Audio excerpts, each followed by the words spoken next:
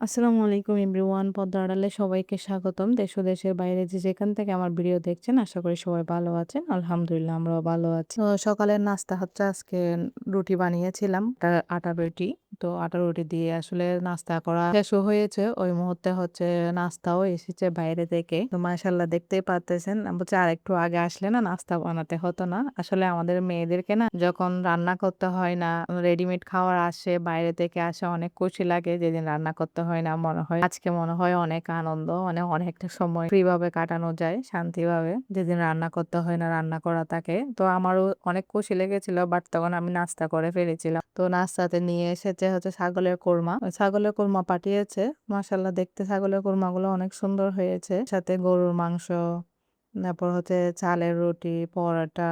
আসলে কোরবানির সময় একেকজন একেক বাড়িতে এভাবে পাঠানো হয়। বাট গরুর মাংস না ১ দিন, ২ দিন, ৩ দিন এর থেকে বেশি খাওয়া যায় না। কেমন জানি লাগে। তখন হচ্ছে শুটকির তরকারি, ভাজি এইভাবে তরকারিগুলো অনেক ভালো লাগে। তো দেখতে পারতেছেন পরোটা, চালের রুটিও পাঠিয়েছে। সেই সাথে হচ্ছে আরো অনেক কিছু পাঠিয়েছে। গাছের পেঁপে, শুটকির প্যাকেট দিয়েছে। শুটকি রান্না করে দেয় নাই। এমনি দিয়ে ফেলেছে যেহেতু সকাল, সকাল ওগুলা নিয়ে আসতেছিল। রান্না করার টাইম ছিল না। তো গাছের পেঁপেও দিয়েছে। তারপর গরুর মাংস আবার কাঁচাও পাঠিয়েছে। অনেক কিছু পাঠিয়েছে আলহামদুলিল্লাহ। তো ওগুলা গুছিয়ে রেখে হচ্ছে আমি বিছনা গোছাতে চলে এসেছি। বিছনাটা গুছিয়ে নিচ্ছিলাম সকাল, সকাল। কারণ হচ্ছে ঘর গুছিয়ে ফেললে না দেখা যায় কি সব কাজ শেষ হয়ে গেছে এরকমই লাগে। মনে একটা শান্তি কাজ করে। আর যেদিকে দেখি না কেন ভালো লাগে। ঘর গোছানো পরিপাটি থাকলে না অনেক ভালো লাগে আসলে। তারপর হচ্ছে ড্রেসিং টেবিলের ভিতরটা গুছিয়ে নেব। বাচ্চারা যাদের বাসায় বাচ্চা আছে সবাই বুঝতে পারে ড্রেসিং টেবিলের জিনিসগুলো এরকমই থাকে।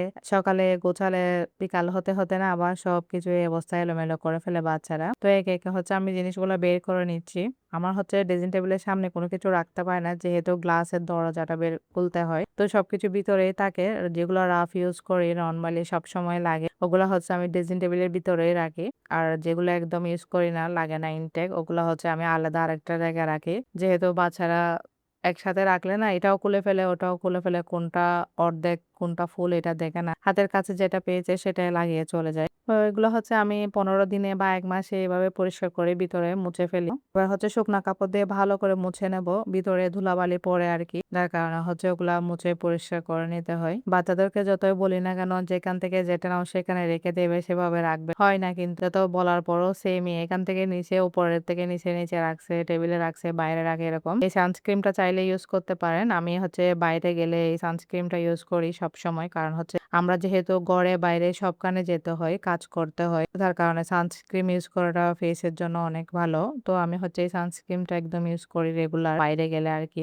এখানে জিনিসগুলো হচ্ছে একদম রাফ ইউজের জন্য যেগুলো রেগুলার ইউজ করা হয় সবসময় লাগে। ওই জিনিসগুলা হচ্ছে আমি এই জায়গাতেই রাখি। রেখে দিচ্ছি আরকি যেন হাতের কাছে পাই সবসময়। আর এটা হচ্ছে পিন বক্স। আমি হচ্ছে হিজাবের পিনগুলো না একটা জায়গায় সাথে, সাথে রেখে দিয়ে আসার সাথে, সাথে ওই বক্সের ভিতরেই রাখি। কারণ হচ্ছে যেহেতু বাসায় বাচ্চা আছে কোন সময় নিয়ে ফেলে। যার কারণে পিনগুলো আমি একদম বক্সের সাথে, সাথে রেখে দিই। আর কোথাও রাখি না। এভাবে বক্স ভরে রাখলে সুবিধা হয়। যখন দরকার হয় তখন সাথে, সাথে পাওয়া যায়। হচ্ছে ওটস লাইন না আমার বাসায় সবসময় থাকে। এক কার্টন, এক কার্টন একটা শেষ হয়ে গেলে একটা নিয়ে আসি। যেহেতু বাচ্চা আছে আমরা নিজেরাও বাইরে থেকে আসলে ওটস লাইন খেলে না শরীরে একটু এনার্জি লাগে আর পেটও ঠিক থাকে।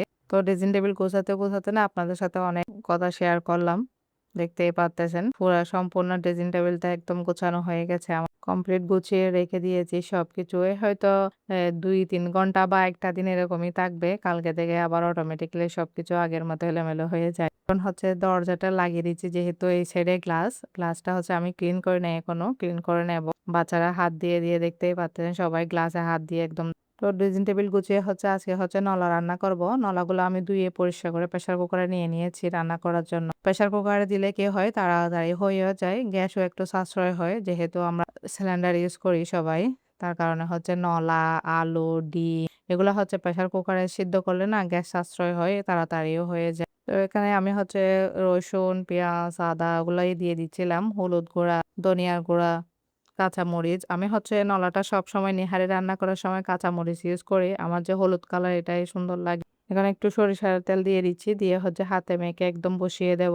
এগুলা বেশিদিন ফ্রিজে থাকলে না খাওয়া যায় না। তার কারণে কোরবানির ২-১ দিন পরে রান্না করে ফেললে খেতে ভালো লাগে। নেহারি চুলায় বসিয়ে দিয়ে না আমি হচ্ছে জারগুলা রিফিল করে নিচ্ছিলাম। সকালে হচ্ছে জারগুলা খালি হয়ে গিয়েছিল। এখন হচ্ছে চা পাতা রিফিল করে নিচ্ছি। সে সাথে হচ্ছে চিনিটাও রিফিল করে নেব। কারণ হচ্ছে চা বানানোর সময় এগুলো না থাকলে না নিতে বিরক্ত লাগে। অনেক সময় দেখা যায় নিতেও ইচ্ছে করে না। তো যখন ফ্রি টাইম পাই এখন কাজের ফাঁকে এই কাজগুলোও গুছিয়ে রাখতেছি কিচেনের। আজকের ভিডিওটা এটুকুই। ভিডিওর কোনো অংশ যদি ভালো লাগে একটা লাইক এবং সাবস্ক্রাইব করবেন। বেল বাটন অন করে রাখবেন। পরবর্তী ভিডিও দেওয়ার সাথে যেন নোটিফিকেশন পৌঁছে যায়। তো বাংলাদেশি ব্লগার চাঁদপুর আইডি আপু হচ্ছে ভিডিও দিচ্ছে না। আসলে আমি অনেকবার চেক করেছি আপু একটা ভিডিও ছাড়ে নাই। আর হচ্ছে তারপর জুলাকা আপু হচ্ছে উনার সাথে কন্টাক্ট করেছিল। কথা বলে জানতে পারলাম উনি এখন ভিডিও দেবে না। তো আপু যেখানেই থাকেন না কেন ভালো থাকবেন, সুস্থ থাকবেন। আসসালামু আলাইকুম।